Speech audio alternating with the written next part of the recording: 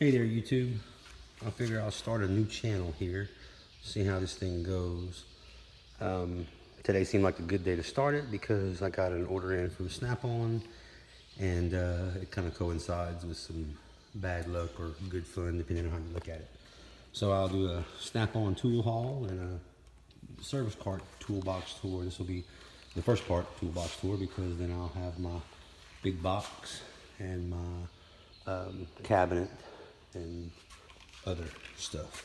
So let's start with the tool haul. What did I, let's see. Yes, this is $136.56 worth of stuff. And let's see what I've got. I've got a purple boot. Why purple? Because go Tigers. That's why. And 2 wrenches. So that's 136 bucks. Let's see what these sockets. I believe this is a 6 and a 7 millimeter 6.6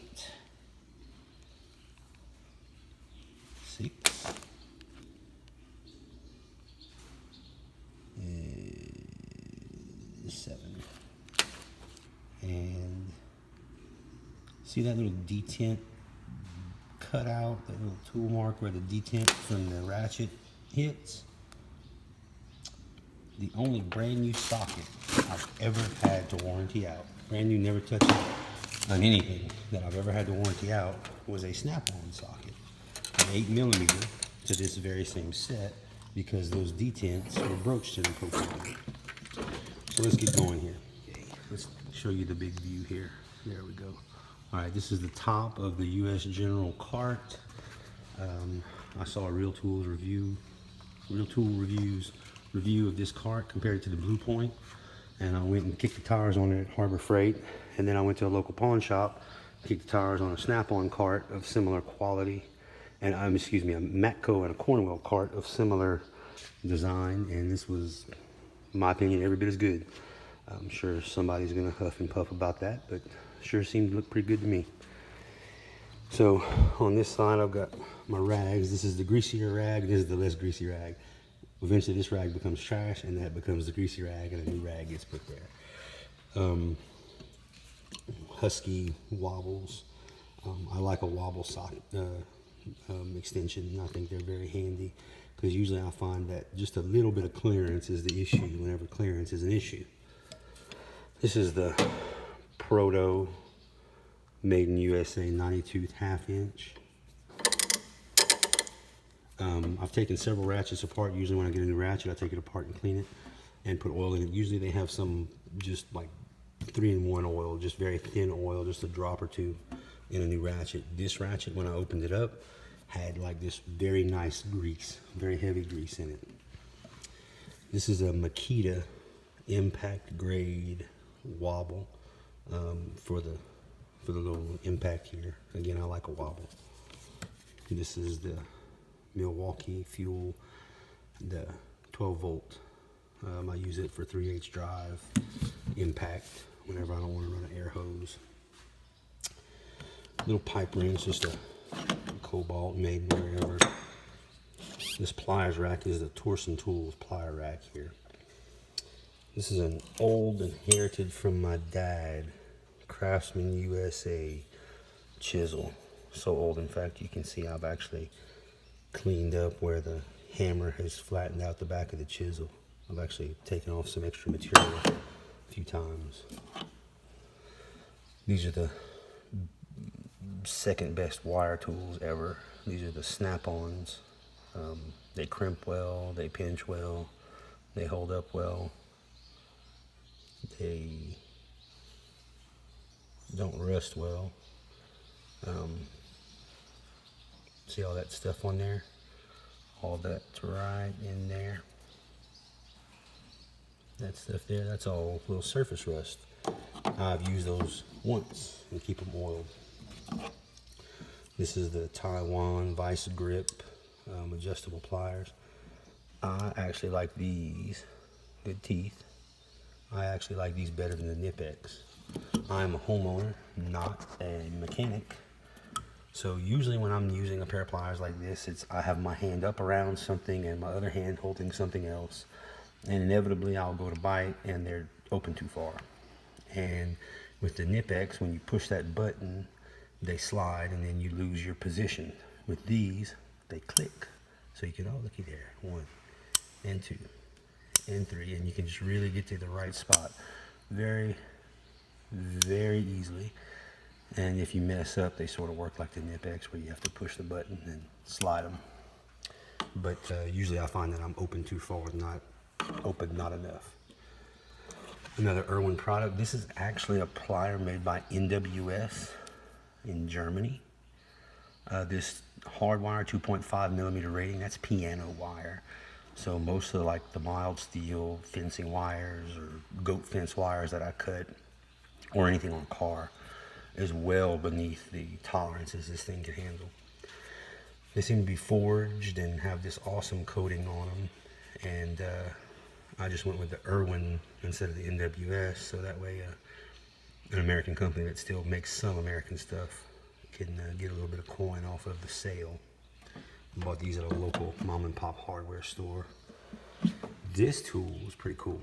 So I put bump in every car that I own, and you find yourself under a dash needing to crimp a butt connector, and these being right angle, you can get right up under the dash and get real close to the thing and crimp them and not need a lot of clearance.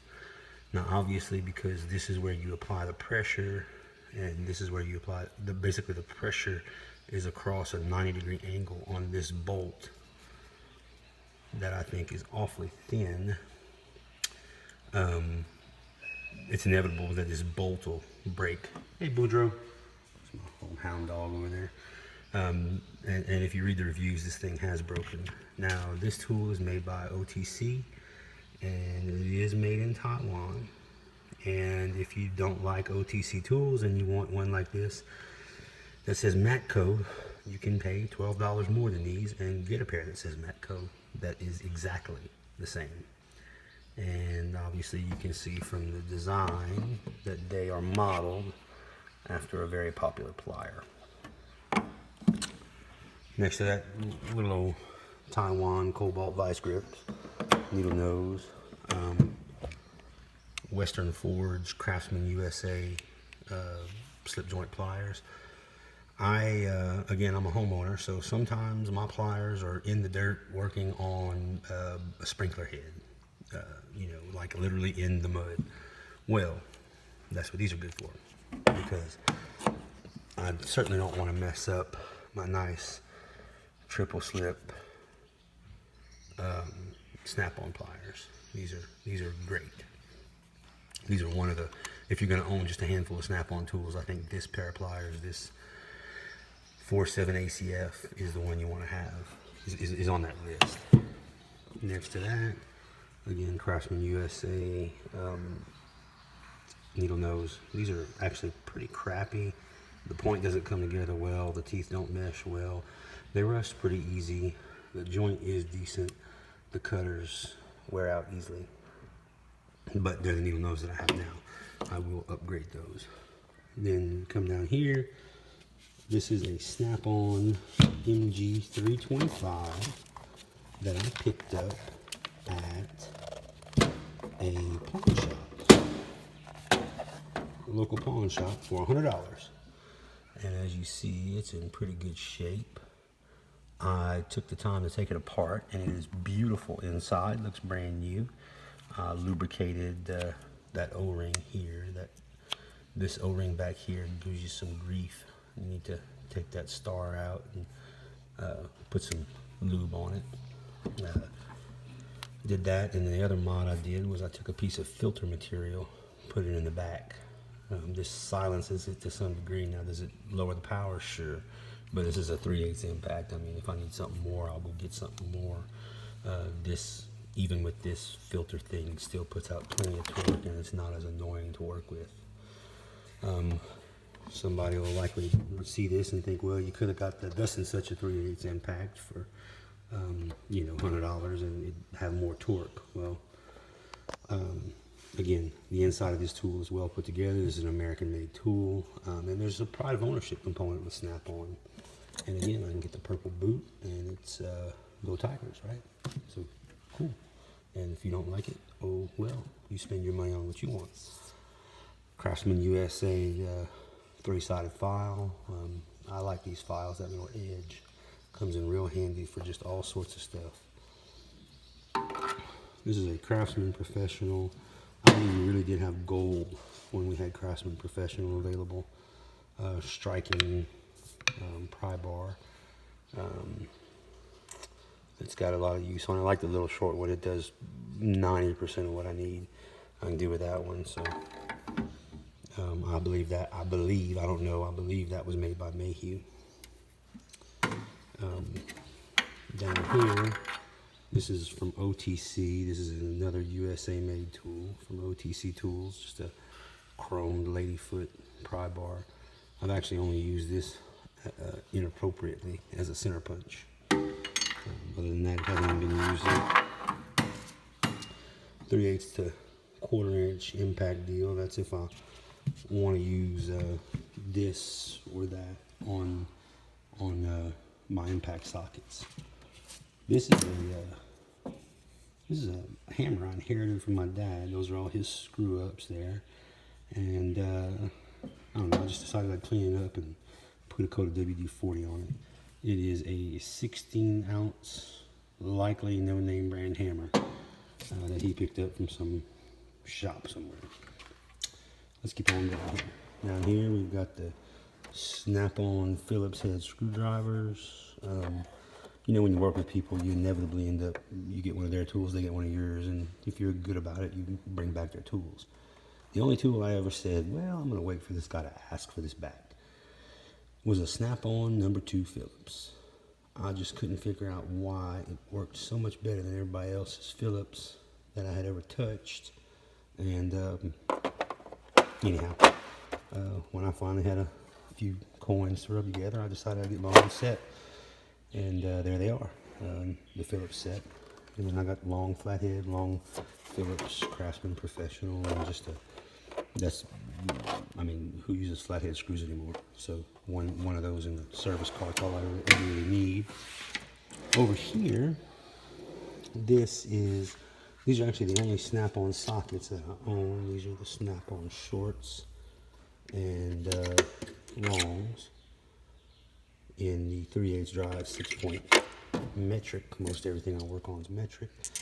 And then these two down here are Taiwan crap, and this is actually probably a Craftsman, probably not USA. So not USA. So that is where this 6 and this 7 go. And I will complete this set all the way up. I think they go to 26mm. I'll complete them all the way.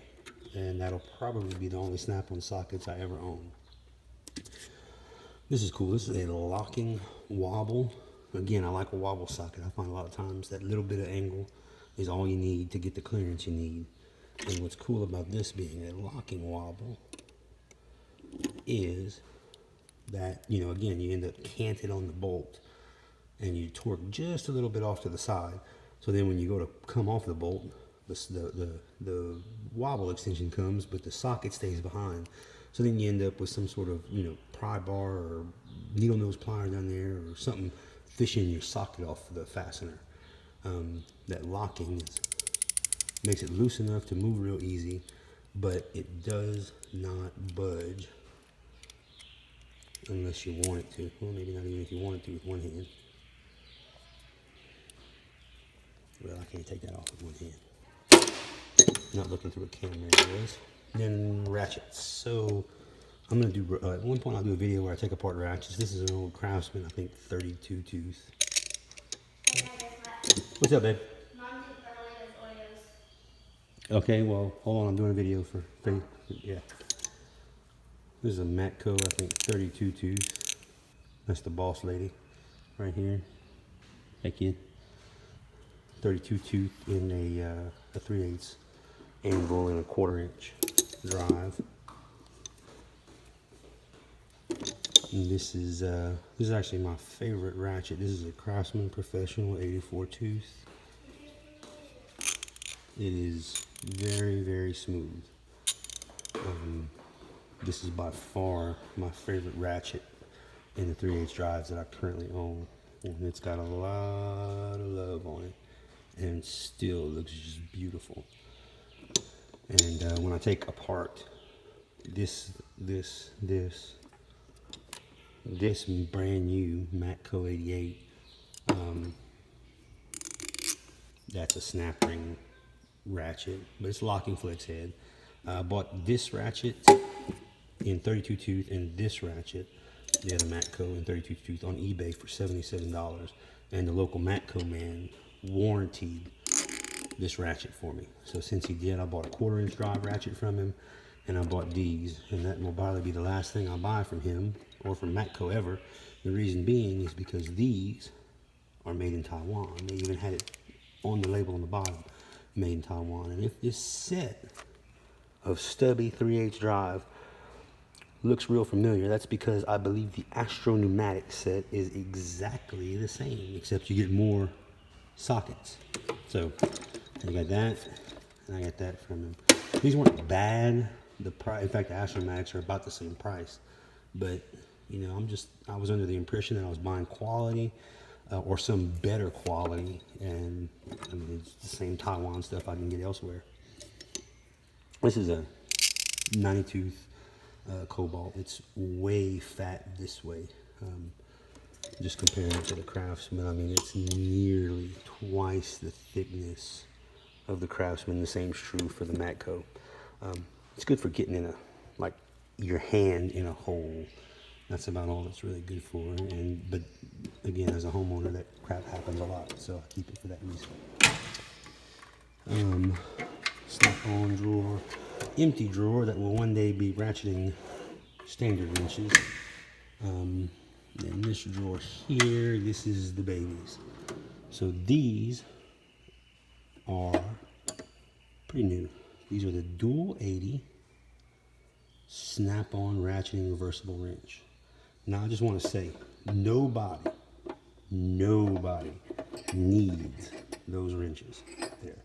Nobody. There's no need for those wrenches. Those wrenches are a luxury item. In fact, I'll go so far as to say, you know, I'm putting in the 9 and the 8 right now.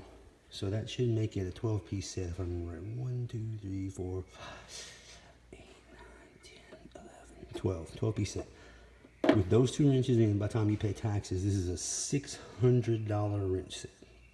This is like Louis Vuitton wrenches. This is, you know, this is even past Coach and you know, Tory Burch or whatever. This is Louis Vuitton. This is total luxury. This is total dad luxury to say you own these wrenches.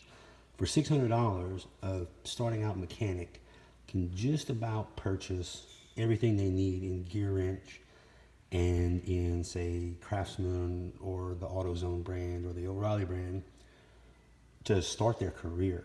In fact, I bet you can get all your hardline tools out of those categories to start your career and have a lifetime warranty and have nice tools for the price of these wrenches. So this is, I'm an older guy with a little bit of extra income who wanted a luxury tool, so that's what I got. The flank drive on this end. I'll talk about those from my perspective later. These are Taiwanese flare nuts.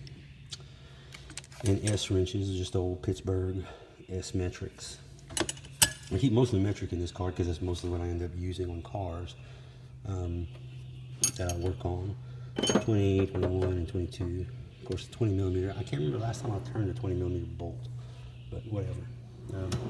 Oh, here's something I mean. This is a little Milwaukee Tools kind of right angle deal here. It's real nice with this impact. You can really get into a tight spot. You can put a screwdriver bit in there or an impact bit. Works pretty good. Then down in the bottom drawer here, I've got the Big Daddy, the Impact to Rule Impacts, the Milwaukee M18.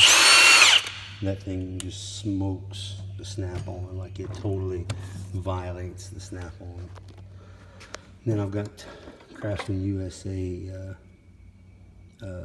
impacts half-inch drive, and that's why this little half-inch thing becomes relevant, and that's why this proto ratchet becomes relevant, and this Craftsman ratchet as well, because I keep this metric impact set here on this service cart. This is a goofy little Craftsman Taiwan tool set, but let me tell you, the reason I keep it on the service cart is because I found that when I was needing a tool to solve a problem, it was a low profile clearance issue. So I ended up going back to the big toolbox most often for this set. I ended up going back to the big toolbox most often for this set right here. And it's this is considered a 3/8 drive. And these back here are considered a 1/4" drive. Do-over, I would not buy this set. I'd go with the 3/8 drive with the flex head and gear wrench. And the 1/4" drive, I'd probably just get Power Torque or whatever at the O'Reilly Auto Parts. This goes up to 9/16. I do think the O'Reilly set stops at 1/2 inch. But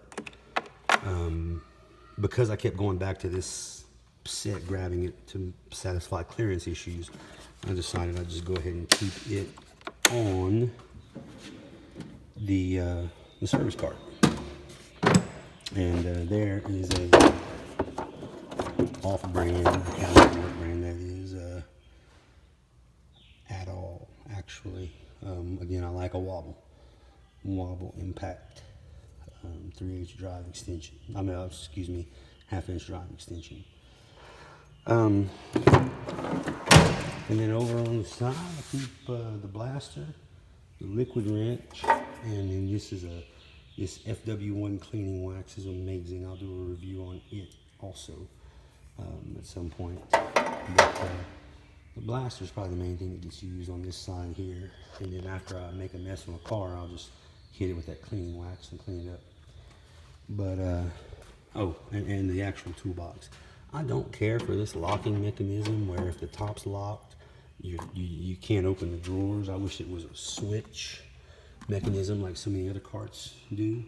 And another thing too is the reason this Torsen tools, this is made in America, this pliers holder, the reason it's up here is because it's there for weight. Without that weight, this cart has a tendency to want to drift open, especially if you roll it around.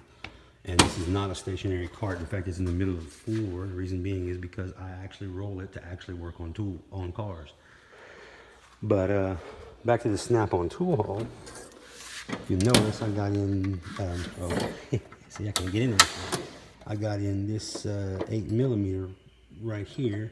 And the reason that's nice is because I threw a code. I have a Jeep Commander here, and I threw a code that is requiring me, there it is back there, maybe right in the door of my shop, requiring me to change the transmission solenoid. And on the transmission there are 21, if I'm not mistaken, 8mm bolts. This is a 5/7, so it's the 545 ERF or REF transmission. Can't remember the exact code. 545 transmission, and it's like 21 8mm bolts. So I'll do that next and see if we can't break something. But the car is still pretty hot, so I'll turn on the Porta-Cool to cool it off.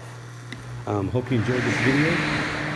This is part 1 of, and it'll probably end up being 4-part toolbox tour, and some reviews along the way. Like, comment, subscribe. Thanks, YouTube.